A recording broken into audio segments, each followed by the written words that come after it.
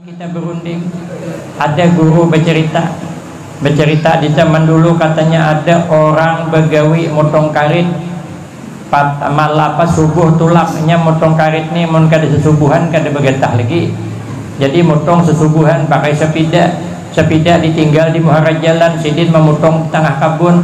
Rupanya subuh tuh ada pemuda yang macal, timbah begadang malam kehabisan duit, dicuntannya sepeda nang Tuhan nih, tapi kada dihabisakannya juga, dicuntannya ban sepeda hadapan nang sebelah, karena ban hadapan itu nyaman membuka, cuman sisanya digantungnya ke pohon karet lagi diimitan.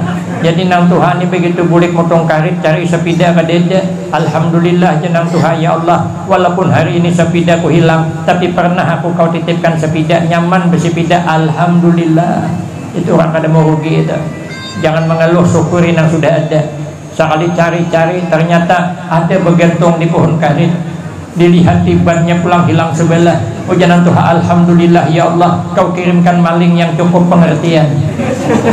Baju juntan kena dihabisakannya, masih disisakan untuk ulun turunakan, anak ditunggangi dinaiki kada kawa karena bannya ada sebelah, terpaksa dipikul din. Ayo sepeda aja kita bergantian, tulakannya ikam mikul aku, berikannya aku mikul kau pulang balik angkol. Sampai ke rumah bini pulang kadede di rumah, rupanya nang bini bertetap pas menyuci pakaian ke tepi sungai. Nih kayak sungai di belakang surau nih, kayak surau apa di belakang langgar nih, menyuci di sungai apa tetap pasan kain kotor di tepi sungai. Sekali bulik ke rumah berjujung bakul tetap pasan, sekalinya dilihat oleh nang laki anting-antingnya kadede sebelah. Ini bunil kanting-anting kah? Mau kami sana bunilnya kadede sebelah. Ay jangan laki mana bunil momanya sebelah. Oh jangan bini terkait abahnya gugur ke sungai. Nah jangan bini ban sepeda abah mana sebelah juga. Aduh hilang di jantan orang. Ma jangan bini kita nih bahaya senasib penderitaan. Mungkin waktu nikah kemarin tersalah berjanji siap bahagia bersama menderita bersama. Imbai bini hilang bunil sebelah, laki hilang ban sepeda sebelah. Makanya kita nih kayak pagi bahagianya berjanjilah siap bahagia bersama, menderita jangan ada. Kalau ada bergantian aja. Amun tak imbai ngalih, bini sakit parut, anak beranak, laki sakit hintuhot, siapa membeli bidan?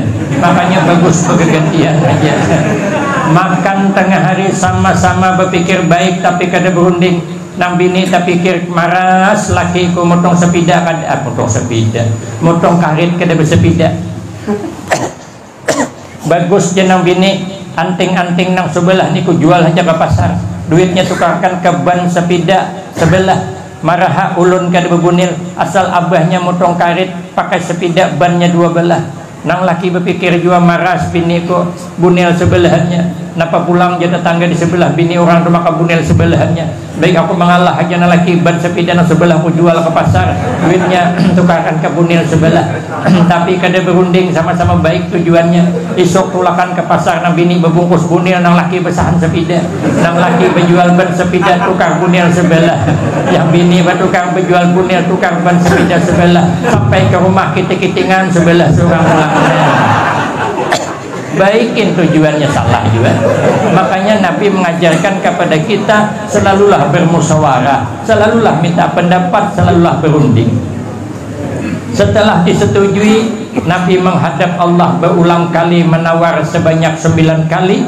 Tinggal 5 waktu lagi, tapi pahalanya sama dengan orang sembahyang 50 waktu. Nang ini kada bisa ditawar lagi, ini harga mati dah. Walaupun sudah setuha apapun wajib sembahyang. Berjalan berkisut nang bini nang lagi peting kaung tetap wajib sembahyang. Kada kawa sembahyang berdiri berdudukan, kada kawa berduduk berebahan, kada kawa berebah berisyarat mata, kada kawa berisyarat mata pakai hati, kada kawa jua mati itu. Artinya apa? Sembahyang ni sampai ke mati kada ada tawaran. Maka keistimewaan sembahyang ni ujian Nabi, man hafaza ala sholatil khamsi akramahullahu bi khamsi khisal. Man hafaza ala sholatil khamsi akramahullahu bi khamsi khisal. Kata Nabi, barang siapa yang memelihara sembahyang 5 waktu, syaratnya, rukunnya, khusyuknya dipelihara, hati dipelihara, maka Allah berikan 5 macam kemuliaan. Pertama, yarfa'u anhu diqal aisi, dihilangkan Allah rasa sempit dalam hidup, hidupnya lapang terus, nyaman terus, kada pati mengeluh. diberi hujan alhamdulillah banyu kada menukar, dikasih panas alhamdulillah jemuran karing. Tapi kalau hatinya sempit, dikasih hujan harunom jalan belicak, dikasih panas harunom pulang jalan berdebu, kada nang kananya. Makanya kita nih hidup syukuri aja penang ada, alhamdulillah terus.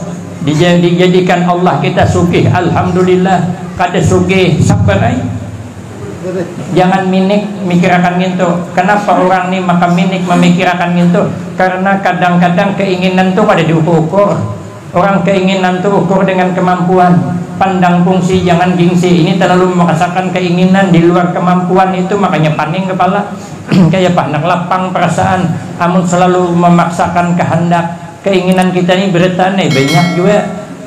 Lain pang kalau para aulia Allah, tuan-tuan guru nya dapat banyak keinginan dunia, model kita nih banyak keinginan hati hendak kaibat tukar TV nang ganal nang sedepa atau lebarnya 26 inci ganalnya, tapi kemampuan duit kada ada, sedikitannya duit cukup pai mun hakin bertukar TV nang 14 inci, sudahlah tukar lah 14 inci, jangan memaksakan nang 26 gitu. Ukur dengan kemampuan, kan pandang fungsi jangan gengsi. Untuk apa gengsi dengan tetangga di sebelah, kan fungsinya sama. Orang TV 26 inci putar Indosiar, munculan Ayu Ting-Ting dengan Rafiq Ahmad. Coba putar 14 inci itu sama ya pada Ayu Ting-Ting aja. Dia ada sejarahnya nang 26 Indosiar Ayu Ting-Ting nang 14 lampir manjang mana ada, kecuali TV pepaningan. Dia ada sama fungsinya. Kita nih hendak kayak berataan menukar Honda nang ganal nang kayak harimau tuh nang mirip NMAX, tapi duit sedikitannya dapat tay mun hagin bertukar Honda NMAX, sudah syukuri aja. Tukar Honda NMAX tuh, jangan tukar Honda NMAX, nanti lama-lama jadi minek nanti. Apa kada minek, setiap bulan memikirkan kreditnya kada terbayar, ambil orang nah NMAX hilang, NMAX luput, nang ada minek. Kejadian talon memaksakan keinginan hendak berbini dua, keberanian kada ada, jangan dipaksakan. Sahambur mangkok juga lantarai. Ukur dengan kemampuan kita nih hendak kayak makan nyaman, hari-hari makan lauk undang gelah kepingin naik, tapi kemampuan kada ada. Kawan ukar undang halus namun kami ditungkal undang papai ngarannya, sudah tukar ke undang papai nang apang memaksakan makan undang gelah gitu.